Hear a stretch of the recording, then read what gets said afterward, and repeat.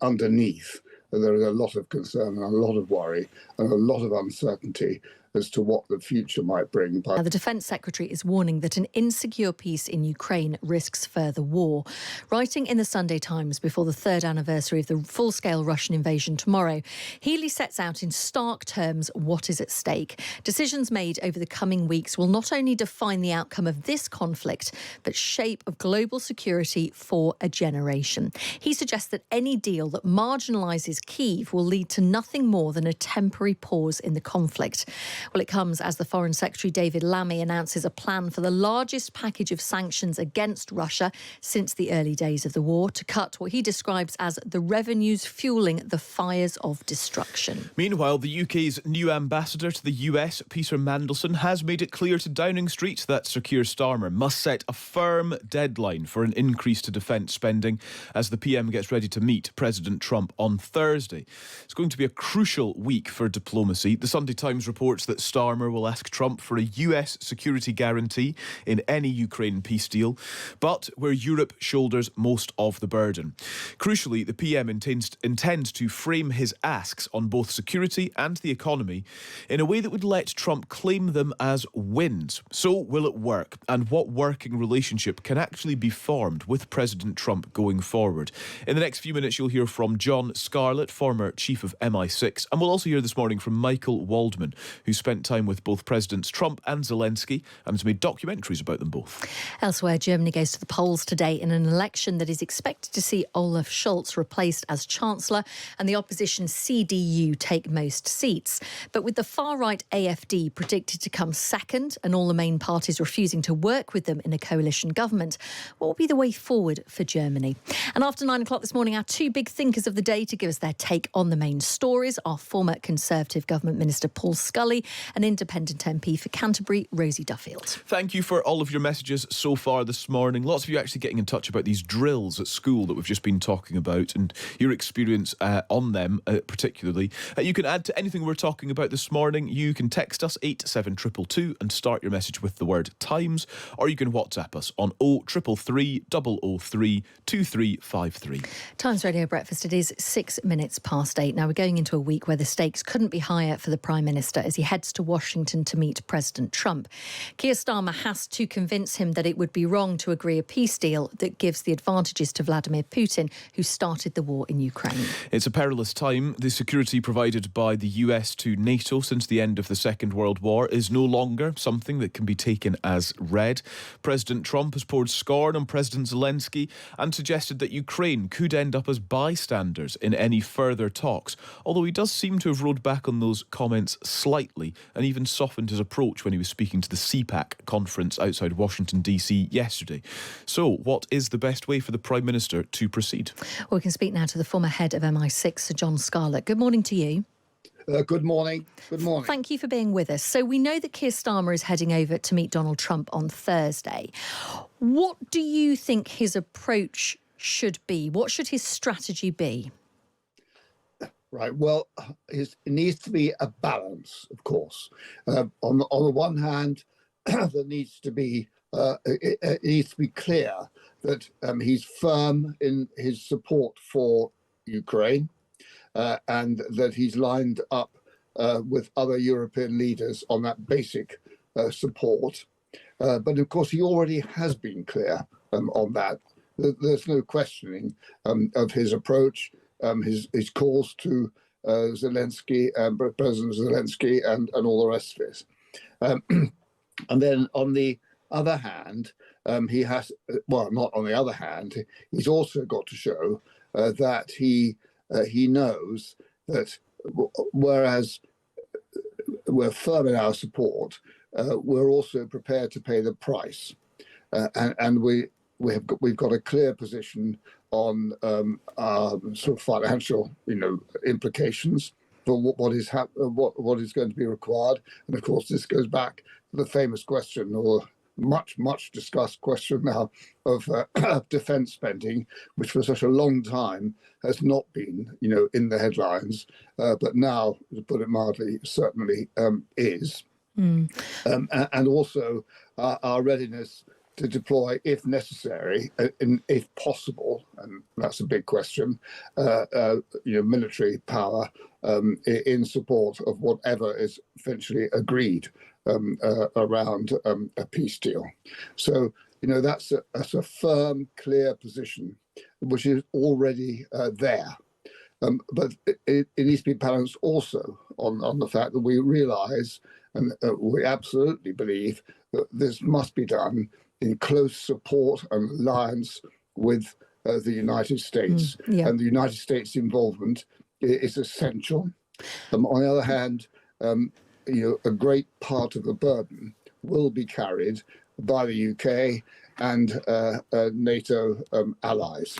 Can I ask you, the Prime Minister is writing in The Sun on Sunday today saying that unless Ukraine is properly protected from Putin's tyranny, Europe is going to become more unstable. And we know, haven't we? We've seen from Russian agents who have operated in this country, we've seen the Salisbury poisonings, we've seen the murder of Litvinenko. There have been numerous Russian cyber attacks. What do you consider to be the threat from Russia currently? Well, currently, and in reality, this has been true for a long time, Russia is prepared, in effect, to put it one way, to break our laws, but to conduct hybrid operations if necessary. Well, you mentioned Litvinenko, of course, the assassination attempt against Sergei Skripal in 2018, and then in the last year or so, a clear growth in a range of, not just against the UK, but more generally across Europe, of hybrid operations, sabotage operations, and so on, and so that is going on, and that is part of the overall conflict, which in effect we now have, or we absolutely have in Central Europe, but because the UK and NATO are so openly involved in supporting militarily Ukraine, including some operations inside Russia, then there is, from the Russian point of view, as they see it, they have to hit back, and how they do that is then up to them, of course, and they're trying to do it in a sort of semi-subtle way, but. Of course, a part of the mentality, and it's important not to oversimplify this, but a part of the mentality is that Russia is at war with the West. Yeah. I mean, that's how many people see it in Russia. Yeah. Let me certainly seems to be how Putin sees it. Yeah. Let me ask you about the Five Eyes Intelligence Alliance. That's the alliance between Australia, Canada, New Zealand, the UK and the US. It means, of course, that we share intelligence and security secrets with the US, a country that has been our partner for many years. Do you see this as being problematic when Donald Trump, as President of the United States, appears to be aligning the United States with Russia? Are you comfortable with us sharing those intelligence secrets with the US in the current climate? Well, let's be clear. I'm no longer in my former position, haven't been for a certain while, and I'm not completely up to date with day-to-day details. But the principle of sharing intelligence with the US. What I do know is that the alliance, the intelligence alliance with the United States is fundamental, extremely deep. It's the Five Eyes, and the Five Eyes grew out of the initial intelligence alliance between the US and the UK. And I'm just throwing a detail here. Actually, that is 84 years, 2 weeks old, more or less, today. Started on the 8th of February, 1941. But we can go into that historical detail if necessary. It's really, really deep. It's not something to be oversimplified or overpresented, and of course, it's not. It's difficult to understand it unless you've been sort of fully part of it. But it's just fundamental, and so we need to have the confidence that goes with that. And it's also important to say that, yes, the Five Eyes, very important, but we have very close relations as well, and intelligence relations and confidence with our major European allies, and indeed our longest standing security and intelligence ally is France. And what are your views? History. Yeah. And what are your views on the sanctions which have been announced today by the Foreign Secretary, David Lammy? Do you think they go far enough? Are they targeting the right people? Are sanctions effective against a regime like Russia? Well, the Russians will be quite happy to see many sanctions removed. And of course, they have been more effective, and so they've been more successful in not minimizing, but in controlling their impact, wider impact, both on individuals and on the economy than was initially expected 3 years ago, when they were all, the big ones were really first launched. That's undoubtedly true. But it's also true that the Russian economy and society more generally, this is a very interesting and complex subject, but is under a significant pressure. And that pressure could build up quite quickly, perhaps not this year very visibly, but you've only got to look at some of the statistics to see some of the problems they have. I mean, how can an economy really prosper in the longer term if it's dealing with interest rates at over 20%, which is the current situation, and inflation of nearly 10%, and so there is no. On the one hand, it's very important for the Russian leadership to present complete self-confidence in what they say, publicly and internationally about their economic strength.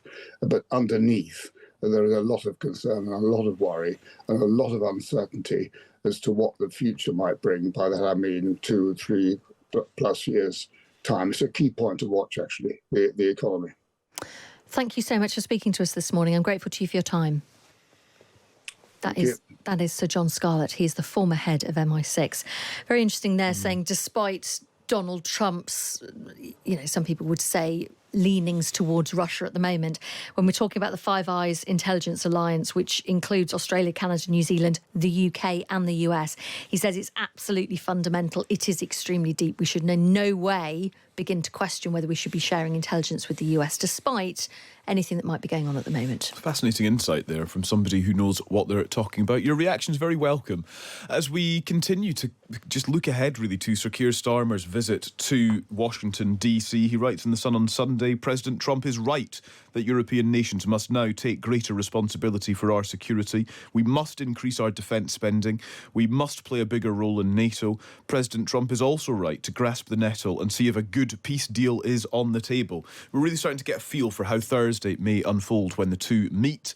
Of course, full coverage on Times Radio for you, and we'll continue our conversation on this specific topic with Harry York, Deputy Political Editor of the Sunday Times, after 8:30, who outlines in the paper today, along with Tim Shipman, exactly what Sir Keir Starmer's approach is going to be when he meets President Trump in a few days' time. This is Times Radio Breakfast with the Sunday Times Best Places to Live, sponsored by Halifax. It's 8:17.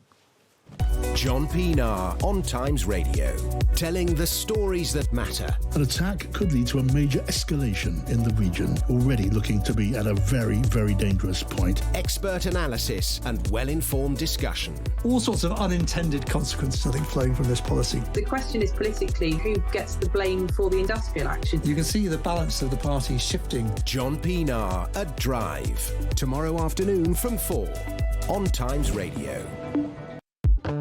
Hey business owners, need help taking payments online? Well, there's a whole world of transactions powered by Elevon. Whether it's through payment accepting, customer connecting, real-time reporting,